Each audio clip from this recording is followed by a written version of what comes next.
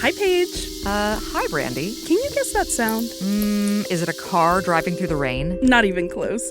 You'll just have to find out on Spectacular Specimens. KUOW's new podcast for kids and adults. That's right. You can listen right now on the KUOW app or wherever you get your podcasts. This is Soundside. Hearing static when you enter a tunnel in the middle of a fascinating story? Hanging out in your driveway to catch the end of a report? We've been there. With the KUOW app, you can listen to your favorite programs anytime and anywhere. No driveways required. Let's get going. Download the KUOW app now, available for iOS and Android. Last year, Seattle built a record amount of housing, but the city still has one of the worst housing shortages in the country. In Seattle, the city's goal is housing growth. The housing crisis is hitting everyone. I'm from Washington State. I hear about it all the time, but to me, the bottom line is more affordable housing.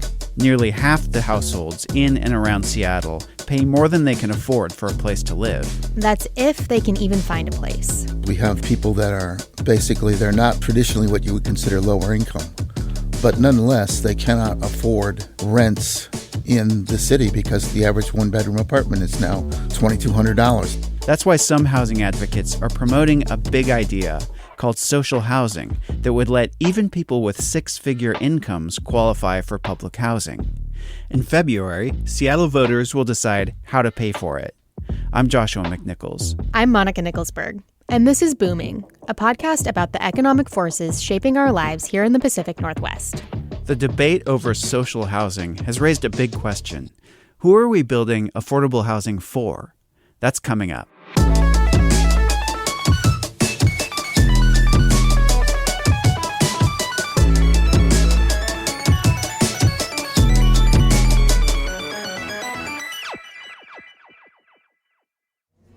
Dude, tomorrow's already the 10th. Far out. Oh, all right, okay. Just slip the rent under my door. So Joshua. Yeah.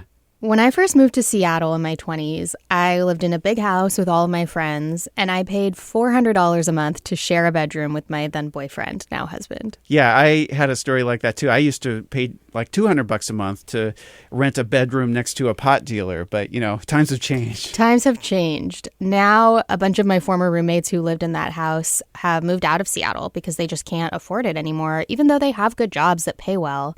So why have things gotten so expensive here? It's a matter of supply and demand. I mean, this is a nationwide problem, but it's really a problem here. We've been underbuilding housing for years, and there's not enough supply. And Seattle expects another 250,000 people to move here by the mid-2040s, so demand is just going to continue rising. And those people, a lot of them are going to need affordable housing, right? Yeah. And when we think about what that actually means, is there a definition for affordable housing that everybody agrees on? Well, to say everybody agrees on anything is maybe too much of a superlative, but there are some basics here. Affordable housing is supposed to give people places to live that don't cause them to become rent burdened. To be rent burdened means that you're paying more than 30% of your income in housing costs, so about a third of your income. So say if you earn $60,000 a year as, say, a customer service representative, that would mean paying no more than $1,500 a month for housing. But average rents here for a one-bedroom are well over $2,000, so that's a problem. Yeah, I don't realistically know anyone who pays less than a third of their income on housing in Seattle. Yeah. So there's this idea called social housing that's supposed to help build more of that affordable housing. Voters will be voting on it in February, but a lot of us haven't heard of it, or I fall into this camp, just don't fully understand it. So what is social housing? It's a lot of things, but basically at its core, social housing is a model that would build permanent affordable housing that's publicly owned. A major thing that makes it different is who it serves. Traditionally, affordable housing is targeted at people on low incomes, maybe fast food workers, for example, and sometimes people on moderate incomes like teachers, public school teachers. But social housing expands the definition of who gets to live in affordable housing, where rents are kept lower than market rate. So it's built for people on lower incomes, but it allows for, and you could even say it depends on, people who earn more than the average salary in this area. Okay, so it's a different way to think about government-subsidized housing. Yeah. I talked to Tom Bernard about who can live there. He's the chair of the Seattle Social Housing Developer Board. I know that's kind of a mouthful. But he told me that means that people who could live there could include firefighters, data analysts, physical therapists. We have people that are nurses, they are bus drivers, they are, a number of different things. Mechanical engineers, even some attorneys. They're making what you would consider to be perfectly good incomes, but they can't live here. Or if they can live here, they can never own a house because they'll never be able to save up money. Basically, everybody up to about $126,000 a year, which is somewhere around the starting salary of a software engineer at a tech firm, at least according to some job listings I saw on Glassdoor. Wow, it's kind of hard to believe that somebody making six figures could qualify for subsidized housing. So how does it work? Okay, so higher income renters help pay the way for lower income renters. Renters will pay no more than 30% of their income in rent. So that'll mean different rents for different people. I'll give you an analogy. Imagine a teeter-totter, or maybe you would say seesaw, I don't know. The teeter-totter represents the building's operating budget, and people who pay low rents sit on the left side, and people who pay higher rents sit on the right side. And ideally, the teeter-totter starts to balance, so you're not just one side on the ground or the other. And right now, they're still trying to figure out what the right ratio is of low-income renters and high-income renters to make the whole thing financially sustainable. Okay, but the important thing is you need both. Right. So there's sort of a symbiotic relationship between the higher income and people on the lower end. So because some people are paying more rent, some of the other renters can pay less. The final details of that are still being worked out. They're still developing their pro formas, which are like these spreadsheets that show how it's all going to balance out. So we don't know exactly yet what ratio it will be. Has this social housing idea been tried anywhere else before? Yeah, in Montgomery County, Maryland. And now cities like Atlanta, they recently passed something like this. And then Chicago, Boston, and Chattanooga are looking into it. Most of these entities don't call it social housing, and they don't all use the same ideas. A lot of people say the idea began in Vienna, and today 60% of the population there lives in social housing. Wow, so more than half their population. Yeah. Roberto Jimenez is the CEO of Seattle's social housing developer, and he told me that the Viennese model started back in 1924, like after World War I. And the conditions in Vienna leading up to that were desperate. And there were a lot of people who were homeless. So there was a lot of hardship and poverty.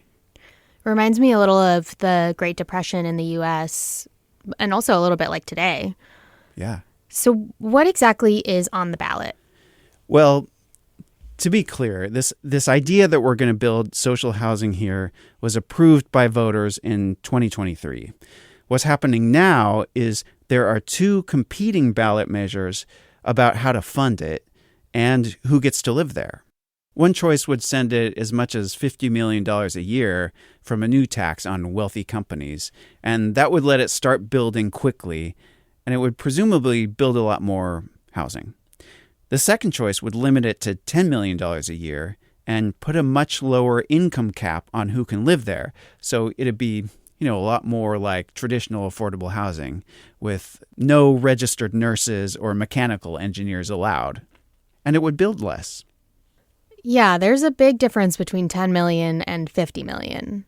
So voters are deciding how much housing gets built and ultimately who this subsidized housing is for? Yeah, like who gets to live there. Essentially, it comes down to whether you buy into this vision of social housing as a movement.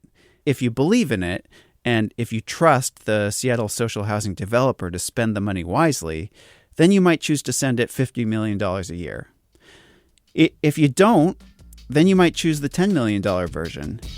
that means way less housing is built and tighter restrictions on who can live there. Ultimately, it takes its wings away. Coming up, how this idea could break the stigma associated with public housing. That's after the break.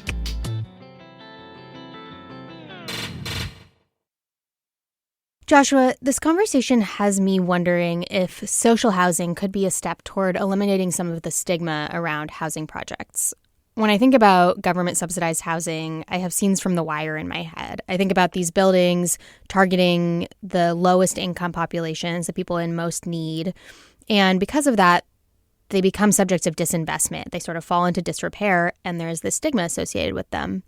So how could social housing avoid some of the pitfalls of public housing projects of the past? Yeah, well, what was happening in The Wire and in our imaginations in public housing in the past, these projects, many of which were eventually torn down because of the problems associated there. You had concentrated poverty, and then you had the government saying, okay, we're not going to send as much money to that because we don't like how it looks. And that led to further problems in those communities. So with social housing, you're relying a little bit less on the fickle nature of government to decide whether they want to send money that way or not. And you're bringing more money in through moderate or even higher than average salaried renters themselves. So one idea is that you can do more with less reliance on government sources. This is still a publicly owned development authority, so it's still quasi-governmental. They still have access to bonding power, so they can use low-interest loans to push their money further. But it's independent from government a little bit. It has some of its own authority to act independent of, say, the Seattle City Council, which is one reason there's two competing ballot measures, because the city council wants a little bit more control over how it operates. They want more accountability. Okay, so it's not at the whims of elected officials deciding how much money to send to it, and bringing in people at different income levels avoids concentrating poverty in this way that can create issues. But on the flip side, I'm still kind of having a hard time wrapping my head around the fact that a lawyer might qualify for affordable housing. I mean, doesn't that just take affordable housing away from people who need it more? Well, maybe not all lawyers, maybe it's more public defenders, okay. But the people who are earning the most and living in a building like this are going to get the least subsidy. They're going to get the least help with their rents. In fact, some of these units might be closer to market rate. In Montgomery County, Maryland, which is one of the models for this, we see buildings that look like any other market rate building. It's like they're advertising, nice amenities and like workout rooms and bike rooms and all that kind of stuff. Yet they've got many units in this building that are also for low-income renters. And the builders kind of like it because oftentimes they'll have a project that they're building already, and then they run into some financial trouble. They say, I can't quite make this work. Like, we're in trouble. And they go to the social housing developer and say, like, will you buy a part of this project? And the social housing developer does and says, okay, but these units are going to be affordable. So it can kind of help the balance sheet for the builders too. Okay, so lawyers are not going to be getting that cushy $400 a month rent that we talked about in the beginning. No. And remember, renters are going to be paying a certain percentage of their income, probably 30%. Officials are still working out the exact number. It could be lower than that. So potentially it could just be a way to make the building follow that recommended don't spend more than a third of your income on your rent model. Yeah, exactly. Great. Well, Joshua, thanks so much for enlightening me about the social housing project. Yeah. That's it for Booming. Thank you so much for listening. Special thanks to everybody who donated to the show. It means a lot, and we would not be able to make it without you. So if you want to donate, go to kuow.org/booming. Thanks. And if you have a question about something going on in the economy that you want us to answer, email us at booming@kuow.org. Our producers are Lucy Suchek and Whitney Henry Lester. Our editor is Carol Smith. I'm Joshua McNichols. I'm Monica Nicholsberg. And we'll see you next time.